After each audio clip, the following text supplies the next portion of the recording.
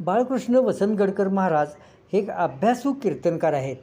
एका कीर्तनात त्यांनी संत तुकारामांच्या बद्दलच्या 2 गोष्टी सांगितल्या. एक गोष्ट म्हणजे संत तुकाराम महाराज सदेह वैकुंठाला गेले नाहीत असं काही जाणं शक्य नाही. त्या काळामध्ये विमान नव्हतं. दुसरी गोष्ट म्हणजे त्यांच्या गाथा पाण्यात बुडवल्यानंतर वर तरंगू शकत नाहीत. पाण्यात बुडवलेले कागद वरती येत नाही, त्यावरची शाई 1 मिनिटसुद्धा राहत नाही. काही कीर्तनकारांना हे आवडलं नाही. त्यांनी या गोष्टीचा निषेध केला. काही जणांनी तर त्याला माफी मागायला लावली. त्यासंबंधीची माहिती यूट्यूबवर आल्यावर त्यावर अनेक जणांनी प्रतिक्रिया व्यक्त केल्या आहेत. त्या प्रतिक्रिया काय आहेत? काही जण म्हणत आहेत की तुम्ही आम्हालाही शिकवा की हे वैकुंठ गमन कसं करायचं. महाराज तुम्ही वैकुंठ गमन करणार आहात का असा प्रश्न काही जणांनी विचारला आहे. काही जण म्हणत आहेत या भाकड कथा आहेत, श्रद्धा असाव्यात पण अंधश्रद्धा नकोत. काही जण म्हणत आहेत त्या काळामधले समकालीन असणारे रामदास स्वामी त्यांच्यासाठी काय नाही विमान आलं.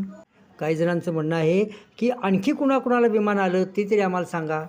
तुकाराम महाराजांना वैकुंठाला जायची गरज नव्हती, त्यांनी पंढरपुरातच वैकुंठ तयार केलं असंही म्हटलेलं आहे. एकाने 1902 साली विमानाचा शोध लावला, त्यापूर्वी कसं विमान होतं असा प्रश्न उपस्थित केला आहे.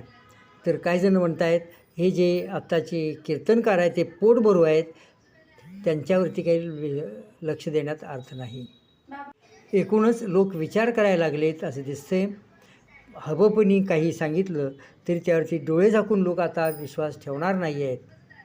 वसंतगडकर महाराज पुढं म्हणतात संतांनी कोणत्याही संतांनी चमत्कार केले नाही, समर्थन केलं नाही, पण त्यांच्यावरतीच नंतर चमत्कार थापलेले आहेत. ही गोष्टसुद्धा काही कीर्तनकारांना आवडलेली नाही. त्याबद्दलही त्यांना माफी मागा असा आग्रह धरला. डॉक्टर अह साळुंखे यांनी विद्रोही तुकाराम हा ग्रंथ लिहिला आहे.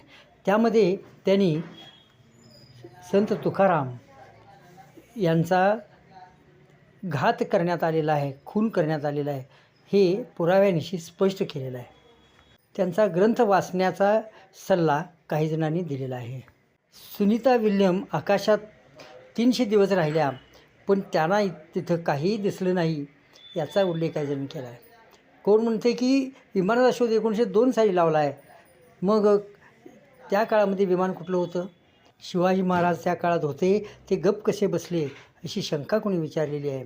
त्यावर म्हणतायत शहाजी महाराजांचं देवस्थान झालं ते सुद्धा शिवाजी महाराजांना लवकर कळलं नव्हतं, तेव्हा तुकाराम महाराजांचं कळलं असेल अशी शक्यता नाही. एकूणच लोक विचार करायला लागलेत.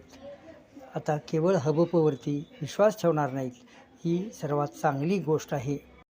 आणि हेच संत तुकाराम